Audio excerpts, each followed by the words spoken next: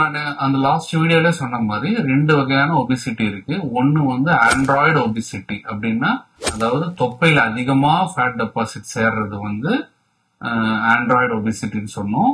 ரெண்டாவது கைனகாய்டு ஒபிசிட்டின்னு சொல்லுவோம். அதாவது பட்டக்ஸ் ரீஜன்லயும் தைஸ் ரீஜன்லயும் அதிகமான ஃபேட் அக்குமுலேஷன் சேர்ந்தோம் அப்படின்னா அது வந்து கைனகாய்டு ஒபிசிட்டி.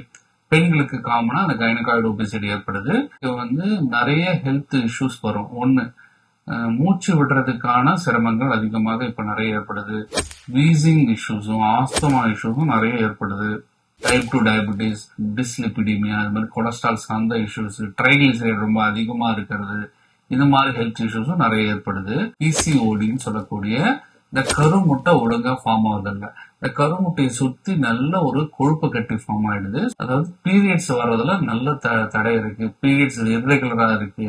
அது ரெண்டாவது ப்ளீடிங்கும் ரொம்ப கம்மியாக இருக்கிறதுனால அவங்களுக்கு ஹார்மோனல் சேஞ்சஸ் அதிகமா ஏற்படுது.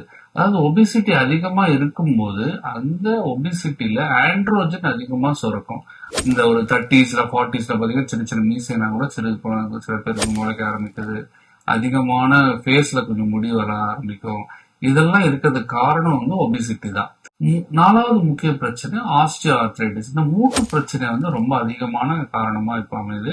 லேடிஸ் காமனா என்ன பண்றாங்க அப்படின்னா, வெயிட் இன்க்ரீஸ் அதிகமா இருக்கிறதுனால இந்த மூட்டுகள் தேய்மானம் ரொம்ப அதிகமா இருக்குது. ஏர்லியாவே அரௌண்ட் 40ஸ்லயே இந்த மூட்டுகள் ஸ்பேஸ், ஆஸ்டியோ ஆர்த்ரைட்டிஸ் நிறைய கிரேட்ஸ் இருக்கு, கிரேட் 1 to கிரேட் 4 வரையும் இருக்கு. அதுல அந்த மூட்டு தேய்மானம் அதிகமா இருக்கிறதுனால ஸோ அவங்களால நடக்கிறதுல ரொம்ப சிரமம் ஏற்படுது. ஈவன் ஒரு வாக்கிங் போறதுலயோ இல்ல ஒரு ஸ்டெப்ஸ் ஏறும் போதோ மூச்சு வாங்குறது ரொம்ப அதிகமா ஏற்படுது. இதுவும் ரொம்ப முக்கிய பிரச்சனை.